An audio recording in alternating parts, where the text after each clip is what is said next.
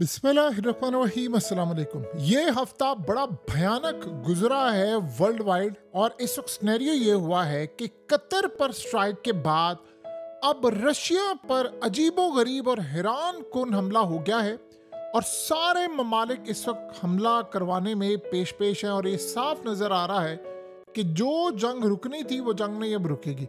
इस वक्त सूरत हाल ये पैदा हुई है कि यूक्रेन के ड्रोन्स जो रूस पर अटैक कर रहे हैं, अमेरिका ने दिए हों या यूक्रेन के अंदर बन रहे हों या यूरोप ने दिए हों, ये बड़े खतरनाक अजीबोगरीब ड्रोन्स हैं जो रशिया के डिफेंस सिस्टम को बाईपास कर गए हैं। इस वक्त यूक्रेन के ड्रोन्स ने रशिया के केमिकल प्लांट पर हमला किया है जो 1800 किलोमीटर दूर है बॉर्डर से। यानी बॉर्डर से आप अंदाजा करें 1800 किलोमीटर अंदर तक ये ड्रोन्स गए हैं और उन्होंने जाकर अटैक किया है। और इसी तरह यूक्रेन ने लॉन्ग रेंज ड्रोन्स मारे हैं। और ये जाहिर सी बात है यूरोप के बगैर, उनकी मर्जी के बगैर और उनकी मदद के बगैर नहीं मिल सकते, और अमेरिका के इंटेलिजेंस के बगैर तो ये अटैक हो नहीं सकता था। इस वक्त सूरत हाल ये पैदा हुई है कि ये इतना खतरनाक इनकी ऑयल रिफाइनरी पर अटैक हुआ है, इतना खतरनाक अटैक हुआ है कि तकरीबन 1500 किलोमीटर अंदर तक जाकर इन्होंने अटैक किया है। और इस सूरत हाल के अंदर ये रशिया की जो मेजर ऑयल रिफाइनरी है उस पर अटैक हुआ है। और इस ऑयल रिफाइनरी से आप अंदाज़ा करें 17 मिलियन टन ऑयल जाता है पर ईयर, यानी तकरीबन 4 लाख बैरल के करीब डेली बेसिस पर यहाँ से तेल जाता है। और इस ऑयल रिफाइनरी को इस वक्त टारगेट किया गया, इसके साथ एक और ऑयल रिफाइनरी है उसको भी टारगेट किया गया, यानी 800 किलोमीटर अंदर तक जाकर टारगेट किया गया है। ये अचानक से जो ड्रोन्स आए हैं और ये जो सारी सूरत हाल आई है, ये नेटो की जानिब से आना शुरू हुए हैं और इन्होंने अटैक शुरू कर दिया। और ज़ेलेंस्की ने उधर ये कहा है कि इमीडिएटली नेटो की फौजें तैयार रहें और अब रशिया पर हम अटैक करने के लिए तैयार हैं। और कहा है कि रशिया पर इमीडिएटली आप पाबंदियां लगाएं। आपको पता है कि कल डोनाल्ड ट्रंप ने जो बात की है, उसने पहले कहा है कि मैं चाइना पर पाबंदियां लगाने जा रहा हूं। उसने नेटो को अल्टीमेटम दिया है कि आपके पास अब थोड़ा वक्त है, आप लोग रशिया से तेल खरीदना बंद करें और अटैक अब ज्यादा होने वाले हैं और अटैक बड़े शदीद होने जा रहे हैं रशिया पर। और ये बड़ा खतरनाक अटैक था, एक नहीं कई अटैक्स उन्होंने किए हैं। और इससे साफ नजर आ रहा है कि जो जंग रुकनी थी वो जंग तो नहीं रुकने वाली और अटैक शदीद से शदीद तर होते जा रहे हैं। और उसके बाद अब चाइना पर पाबंदियां हैं, अब इंडिया पर सेकंड फेज की पाबंदियां लगने वाली है। और जाहिर सी बात है अमेरिका को इस बात का शदीद खतरा है कि कतर कहीं चला ना जाए रशिया की जानिब, कहीं S-500 पर उसकी नज़र ना चली जाए। तो उन्होंने काम क्या किया है कि उन्होंने पाबंदियां बड़ी तादाद में लगाना शुरू कर दिया। और इंडिया पर कैट्सा की भी पाबंदियां अब लगने वाली हैं और दीगर पाबंदियां ये लगाना चाहते हैं ताकि कोई भी रूस से ना असला ले सके, ना ऑयल ले सके, ना गैस ले सके। अब ये लगाने वाले हैं चाइना पर पाबंदियां। तो चाइना तो ऑलरेडी तैयार है, लेकिन अब नेटो की फौजें इस वक्त लड़ाई करने के लिए तैयार बैठी हुई हैं और नेटो ने किसी भी वक्त रशिया पर अटैक करना है। देखिए रशिया ने इस वक्त अपनी तैयारी पूरी की है। अब आप ये सोचो रशिया अकेला है और ये सारे यूरोपियन ममालिक उसके सामने खड़े हुए हैं और ये अटैक कर रहे हैं उसको। अब हुआ ये है कि पोलैंड और दीगर जो ममालिक है वहाँ पर ड्रोन्स आए हैं, रोमानिया में भी आए हैं और इन्होंने इल्ज़ाम लगा दिया है कि जी रशिया ने असल में अटैक किया है तो उसका बदला हमने लिया है। तो रशिया ने कहा है कि भाई मैंने कोई अटैक नहीं किया, ना ऐसी सूरत हाल है, लिहाजा जो भी मामला इस वक्त सामने आ रहा है वो इनका अपना किया धरा है, ये जाली हमला कर रहे हैं और नाम हम पर लगा रहे हैं। जब हम हमला करते हैं हम बताते हैं। सो इस वक्त सबसे बड़ा मसला ये हुआ है कि रशिया ने जो मेन, देखिए रशिया को सजा देना क्यों ज़रूरी है। रशिया ने कैंसर का इलाज भी दरियाफ्त कर लिया है और उन्होंने कहा कि हम फ्री करेंगे। अब जाहिर सी बात है आने वाले वक्त में ये 1000 अरब डॉलर की इंडस्ट्री है दुनिया में। तो अब वो कह रहे हैं कि जी हमने ये भी कर लिया है। उसके बाद वो इंडिया और चाइना को करीब ले आया है और उसके बाद वो दीगर ममालिक को लेकर आ रहे हैं। ये मामला खाली ऐसा नहीं है कि रशिया वर्ल्ड ऑर्डर के तमाम चीज़ों को रिजेक्ट करे। जैसे उसने क्या कहा, उसने कहा जो फल फ्रूट्स और ये तमाम चीज़ें होंगी हम वही खाएंगे जो कुदरती हैं, ये हमने सब आर्टिफिशियली चीज़ें ऐसे सब बंद करनी है। तो ये सारे का सारा जो मामला हो रहा है ये बड़ा ख़तरनाक है और वो लहर फैलती जा रही है। उनको पता अगर वहाँ से वो शुरू होंगे तो वो इंडिया तक जाएंगे, इंडिया के बाद चाइना है, चाइना के बाद अब अगले बाकी ममालिक इसको फॉलो करेंगे, तो उनके लिए रूस अब बिल्कुल काबिल कबूल नहीं है। और देखिए जो यूक्रेन के ड्रोन्स हैं वो बड़े ख़तरनाक इस वक्त अटैक कर रहे हैं, और आप उसको कहें कि ये बिल्कुल नॉर्मल है, नहीं, ये वाकई बड़े ख़तरनाक है। और जो रशिया हमला करता है वो उससे भी ज़्यादा खतरनाक है। लेकिन आप गौर करें, आप ये मनाजिर देखें कैसे 1800 किलोमीटर तक ये ट्रेवल करके गए हैं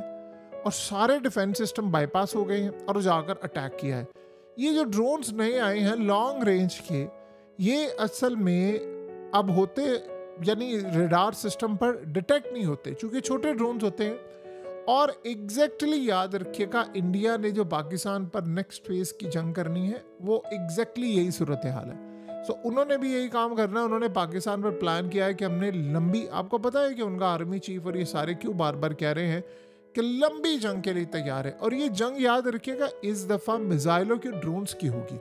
ये दो चीज़ों की जंग है। ये जंग नहीं होने वाली कि जी उसमें तैयारे बड़ी तादाद में इन्वॉल्व होंगे, नहीं।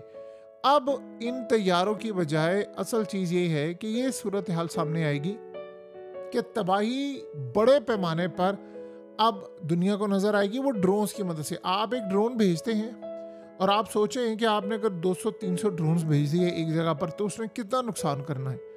अब असल मसला ये हुआ है कि ट्रंप ये कह रहा है कि मैंने रशिया के खिलाफ जंग करनी, ये असल में तैयार बैठे हुए हैं।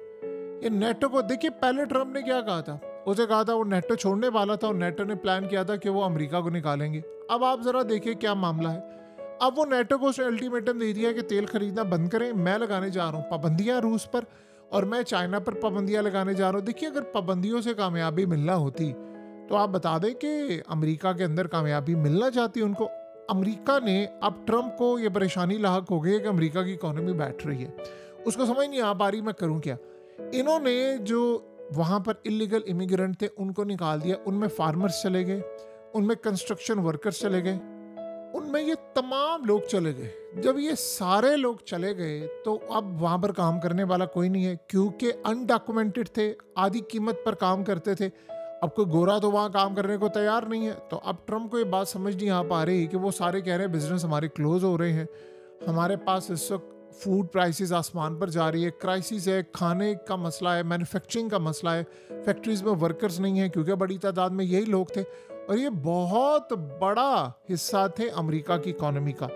अब ट्रंप ने जल्दबाजी में कर दिया, वो ये कह रहा है कि मैं कुछ ऐसा प्लान कर रहा हूँ कि फार्मर्स को वापस लेकर आऊँ, लेकिन कोई तरीका आप यहाँ से अंदाज़ा करें उसका होमवर्क पूरा नहीं था। या तो आपका होमवर्क पूरा हो तो चले समझ आती है कि आप ये काम करें।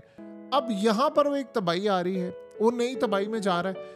आप सोचे ट्रंप ने इतने महाज खोल लिए हैं, इतने महाज खोल लिए हैं कि अब रशिया ने उसका जवाब देना है। और रशिया ने अब जाहिर सी बात है लॉन्ग रेंज मिसाइल मारने हैं और उनके पास अब कोई रास्ता नहीं है। ये जो अभी क्या जा रही थी, एक ड्रोन आया, फलाना ड्रोन आया, ये आया, वो आया, रशिया ने जिस दिन अटैक करना है दुनिया की कोई ताकत नहीं रोक सकती।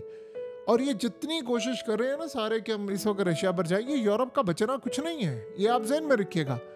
यूरोप ने अगर जंग जीतनी होती रशिया के खिलाफ तो 4 साल में ये जंग जीत जाते। लेकिन मसला सारा ये है कि जंग बढ़ती जा रही है और ये अगले लेवल पर जा रही है।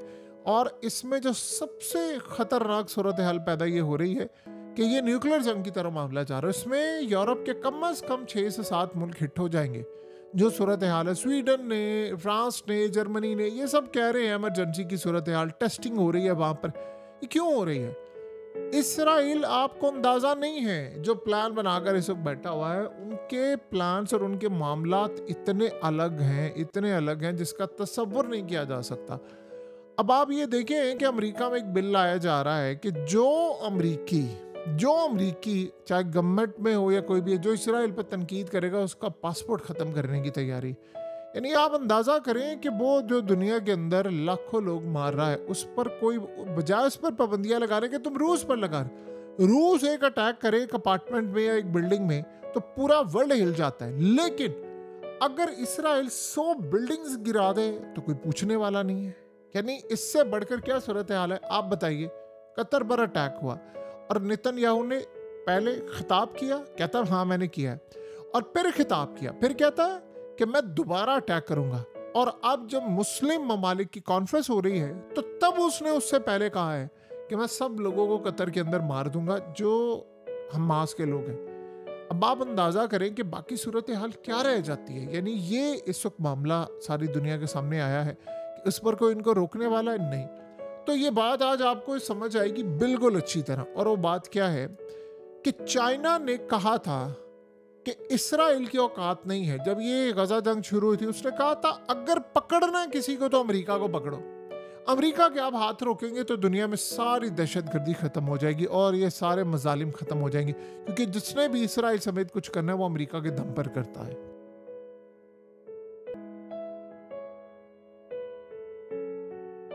हकीकत टीवी को सब्सक्राइब करना मत भूलें, वीडियो को लाइक करें, शेयर करें और कमेंट सेक्शन में अपनी राय का इजहार जरूर करें।